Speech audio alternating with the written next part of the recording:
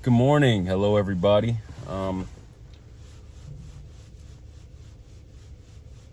It's really important that I talk about this because, well, in this current time, I am what you would call a black man, and when you come to learn history and you see the different things that have transpired throughout history, you come to see, and as well, when you read the works of so many great people who have come into our world and who have shared their wisdom and shared their knowledge, spread that among people, and even those works have been improved by other people, regardless of where they may be from or what their backgrounds may be, or even the direct field that the information may apply to. We see that there is so much love and appreciation to have for life, and really, we see that integration itself was always meant to be, regardless of the propensity for the division, separation, segregation, envy, jealousy, etc. of other cultures, of other nations that has gone on over the course of history. We have also seen these same people go into foreign lands, colonize, and rape, continue their livelihoods, by mixing with the other cultures that are there. And it's obviously far more than just some sort of a statement of dominance or something like this. There's also the genuine feeling that, look at women, you know what I'm saying? Like, our women are so beautiful, you know what I'm saying? From so many different backgrounds, from so many different cultures. It doesn't matter. In many ways, women have served as a sort of a calibration or a default, to show the beauty of us all, and to put mercy and forgiveness into the hearts of men.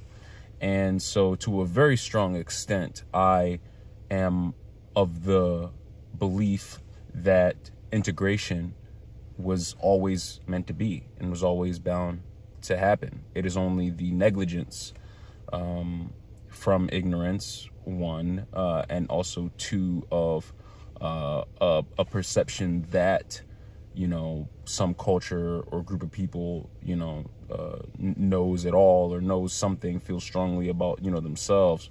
It is only, those things that have prevented us from being able to see the true beauty of all of us, and seeing the true integration.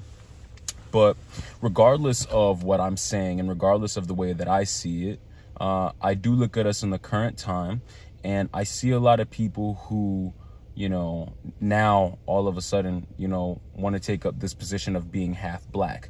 And the reason why they are, purporting this, character, this, trying to assure everybody that they're half black, right, is not because of, some sort of a cultural pride.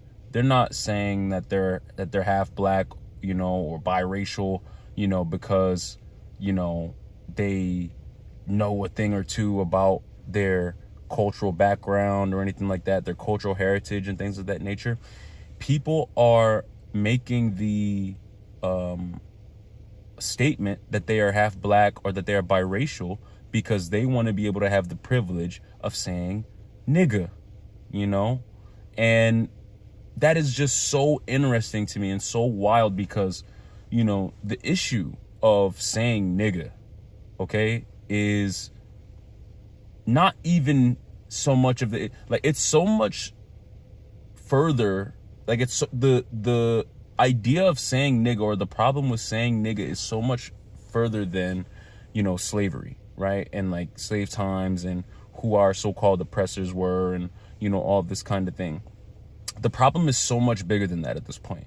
The problem with saying nigga at this point by people who are clearly not black is that it does not sound right when they say it. Like, it doesn't even sound right coming out of your mouth when you say it. You know what I'm saying? Like, and what's so interesting is that, you'll have these different people who will study black people, like actual black people. Maybe they might even not actually like them. Like, it's so interesting how cool, black people are. And especially when I'm talking about black people, I'm talking about dark skin, black people such as myself, you know, how cool we are, how much people look to us for cultural moments, or just general, how much we tend to genuinely influence the culture, influence society just based off of being ourselves.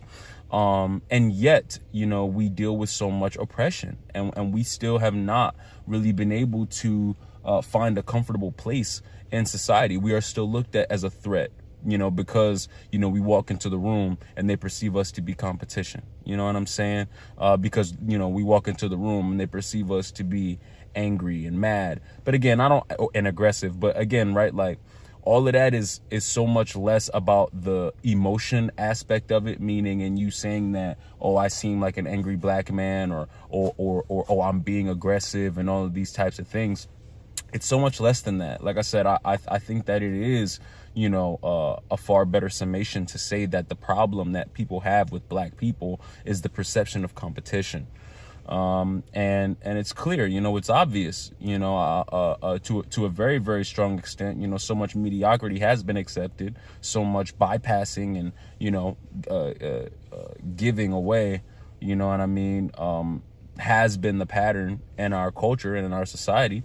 And, you know, at the end of the day, when a black person comes around, it is very obvious, or it is seen many times where, you know, this person may come around and they have ideas, or they simply want to express themselves, and they are perceived to be a threat, or they perceived to be aggressive, and so then people get in their feelings and they get in their emotions, and they do the best they can and try to, you know, place themselves in a victim sort of place, and putting themselves in that victim sort of place to join with others who also know and perceive that the spirit is strong within the black man, or, you know, the black person, but really the black man, and try to shut that down and get that person shut down.